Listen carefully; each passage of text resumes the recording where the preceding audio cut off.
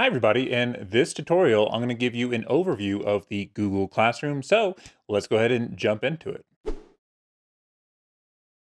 Alright, so as I mentioned, the objective behind this video is just to get you acclimated to the Google Classroom. Now, as far as how I'm going to do that, first off, we're going to go ahead and talk about how to get to the Google Classroom. Once we are there, we're going to go ahead and start a new Google Classroom, and then essentially I'm just going to give you a tour or overview of the actual Google Classroom. Now, quick disclaimer, in this video, will I be going through all the tools and explaining how they work? No. All right. So after you have watched this video, you want to go ahead and move down to the deep dive videos and click on the ones that you are interested in as far as learning how to actually use the tool. But that being said, let me go ahead and jump into it.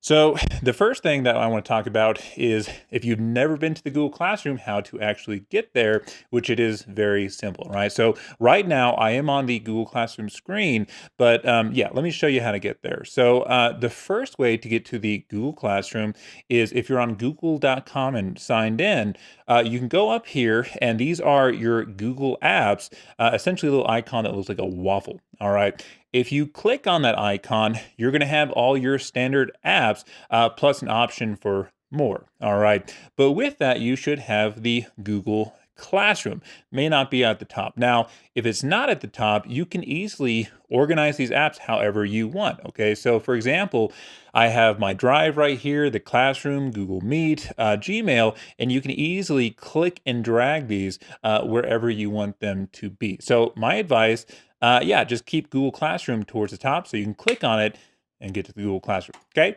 Next way to get to the Google Classroom is simply put in the URL or address, which is, and you can see right there, classroom.google.com. So if you put that in and you're logged in, it will take you to your Google Classroom. The final way to get there, and really easy, if you're just doing a Google search, if you type in Google Class, there it is, Google Classroom, you can get to it that way, once again, as long as you are signed into Google. All right. Okay, we are now here. So let's go ahead and create our first Google Classroom. Really easy to do. So what you're going to want to do, talking, right? What you're going to want to do is go to the top right-hand corner next to the waffle and click on this plus icon. Now, once you click that, you're going to have two options to either join a class or create a class. We want to create a class. So go ahead and click that. Right. And ignore this. It's just popping up because I'm not on the school G Suite, so don't worry about it. Okay, but back to it. I'm now creating a class. Now, as far as filling this out, the only thing that you are required to have, as you can see, is the name for your class. Section, subject, and room, you can also put that in, but I'm going to do that later if I do it at all, okay, for this example. All right, so I'm just going to do example class right here and then click on create. Once you click that, you usually want to take about 5 or 10 seconds. And if you hear my phone going off, I apologize. Someone's texting me. 5 or 10 seconds to actually let that load. There we are. All right. So I am now inside of my new Google Classroom. Okay. Now, as I mentioned, I'm going to give you an overview. Let's just go through the basic stuff. All right. So first off, actually, before I get into this, I want to go ahead and go back to my home screen and I want to create another class to show you something. Okay. So to navigate between the different classes and the home screen of the Google Classroom, you simply go up to the three-line menu, pretty standard as far as most modern websites. Click on that. And to get home, you click right there. And of course, to jump around between your different classes, eventually right here, once I add another class. Okay, so let me go back here and quickly just add another class. All right, show you kind of something kind of simple, but definitely worthwhile. So let's do example class 2. All right, so go ahead and create that. And same deal, give it a little bit of time to load. And there it is. All right. So yeah, now that I have two classes, you can see here, if I go back to my three-line menu, I can access the two different classes, whatever I need to look at, and I can go back home. All right. Now, here's a cool little thing that I want to point out that both you and your students can do. You can simply click and drag and organize these classes however you want on your home page. So, my advice, keep it organized for yourself, but definitely make sure that your students have this just to kind of streamline this tool. All right. Okay. So, I think we are good as far as the home screen section. Let's go back into the classroom. So, let me click into here to access the classroom. When you click into a Google Classroom, the first page that you're going to see is the stream page. Now, what is the point of this page? Really, it's just communication. It's communication in the face of your classroom. So let me go through the different pieces real quick. Just an overview. Can't stress that enough. So on the top here, you have the main banner for your Google Classroom. Now, it's going to have the classroom name right here, and beneath that, it's going to have the classroom code. Now, cool thing about this is if you're in your actual classroom and projecting this, if you click on that code, you can enlarge it and enlarge it to make sure that everyone can get that code for students to be able to plug in and join your class. All right. So you have that. Now, let me go over here. With this banner, you can also essentially select your theme or create a custom banner. So if you click on select theme, it has a few themes that you can choose from based off of standard topics. And right here, you can upload a photo. All right. And yeah, with the uploading photo and doing the whole theme thing, I think I will be having an additional tutorial on that. So if you want to make your own custom banner, make sure to watch that tutorial. All right, so let me move on as far as the stream section. The next thing you're going to see is upcoming. For your side and the student side, it's just going to give you a list of things that are essentially coming up or that are due. All right, just to make sure that everyone is on the same page. All right, and the last main part is the actual stream, as in the announcements. All right, so this is just a simple place that you can click into, and if you have something you need to say to a class or to your classes, you can easily click on this and just say whatever you want. Okay, let me try that again. Hi, and you can easily add anything from your Google Drive, your computer, a link, and so on. All right, and then just by clicking post, you post it and it is there. All right. Okay, last thing I want to point out as far as this part of the Google Classroom, you do have settings for the Google Classroom. Once again, the deep dives is where I really go into those. One place to adjust settings, the basic settings, right here, this little gear in the top right-hand corner. The other place to adjust settings for individual Google Classrooms is if you go to the 3 lines, go down to settings there. Essentially, all that is you're just picking your notifications for the Google Classroom. All right. But that is just a basic overview of the stream area. Let me go on to Classwork.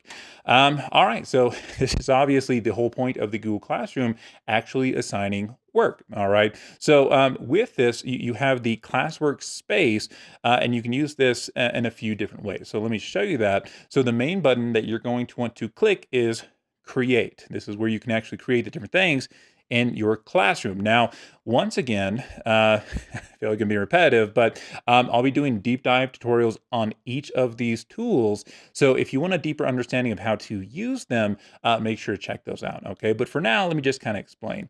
So if you click on this is the standard assignment tool. You can simply create an assignment in the Google Classroom. That means you can create the assignment, you can add an assignment, and really decide who gets the assignment, how much it's worth, and so on. All right.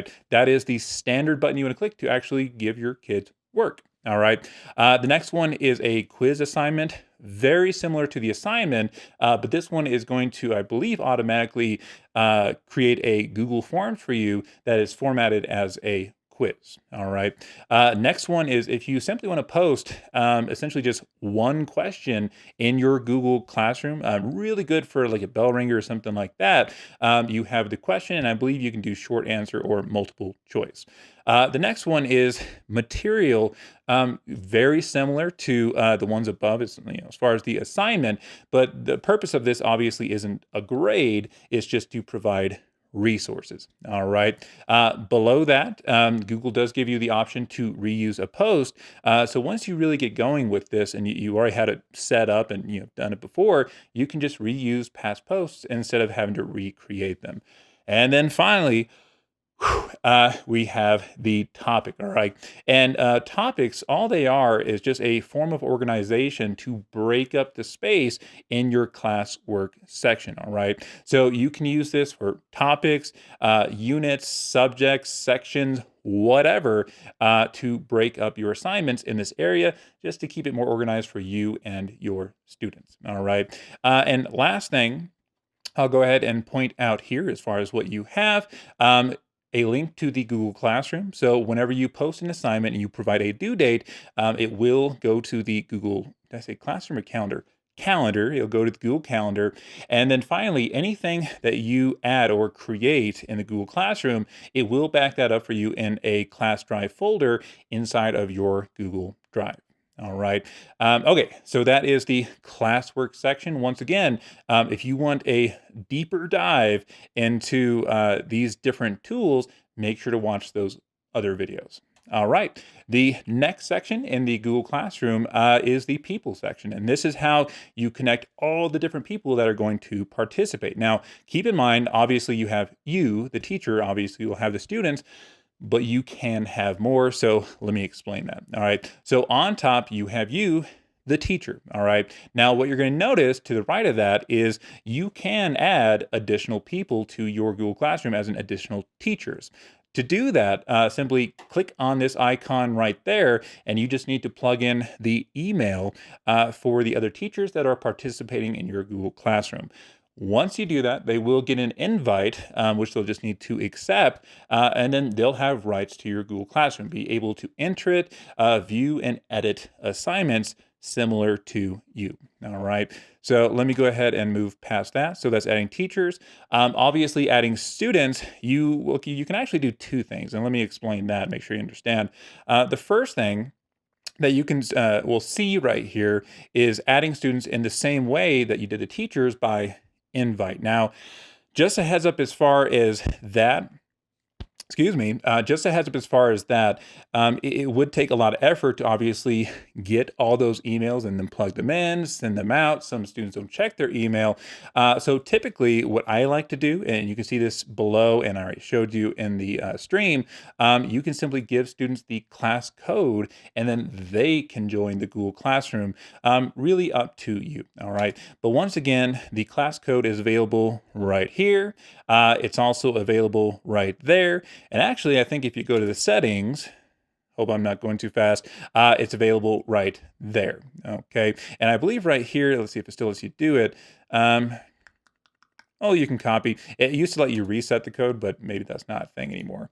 All right, so let me go back to people. The last thing I want to talk about, and unfortunately, being that I don't have any students, I can't really show you this, Guardian summaries. So let me kind of explain this, and then you can dive into your Google Classroom.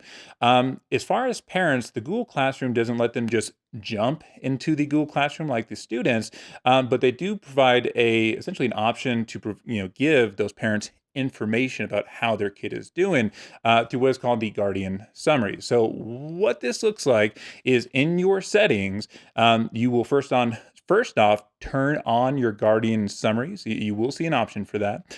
The second thing is once you actually have students, and they will be lined up right down here. If you see my screen, to the right of the student, I think it's 3 dots as far as editing for that student. If you click that, all you have to do is add parent emails for that student.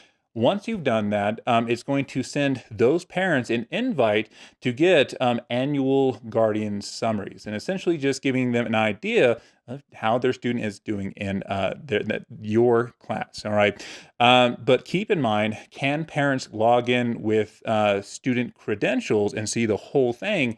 Absolutely. All right. So that's definitely one to spread. If they want to see the full picture, they can log in like that with their students' credentials. All right. Okay, so that is the people's area, how to get everyone actually in there. The last thing I'm going to point out, and keep in mind, this is only on your side. The teacher view is the grades section. And essentially, what this is going to be once you get everything started and you start giving assignments, it's just going to be kind of a master grade book for your Google Classroom, in which, very similar to Infinite Campus, you'll have your students coming down the side here, your different assignments. It's a grade book, all right? But it's nice because you're able to see the big picture. You can click on individual students for their individual Google Classroom profiles. Yeah, and like I said, just a great place to see the whole thing. And if you want to change the settings for these this gradebook area, once again, you can go to the main settings, and let me actually click on that. Below General, go to Grading, and you can adjust grade calculation there if you want to. All right, even though you still have to take everything and put it in Infinite Campus. Okay, so like I said, the whole point of this video is just to get an overview of the actual tool itself. Here's my advice. At this point, you want to do two things. The first thing is just go in and actually play with your Google Classrooms, play with the tools, see what you're able to do. The next thing, and the whole reason I'm doing this, is the tutorials that should be on the slide below are your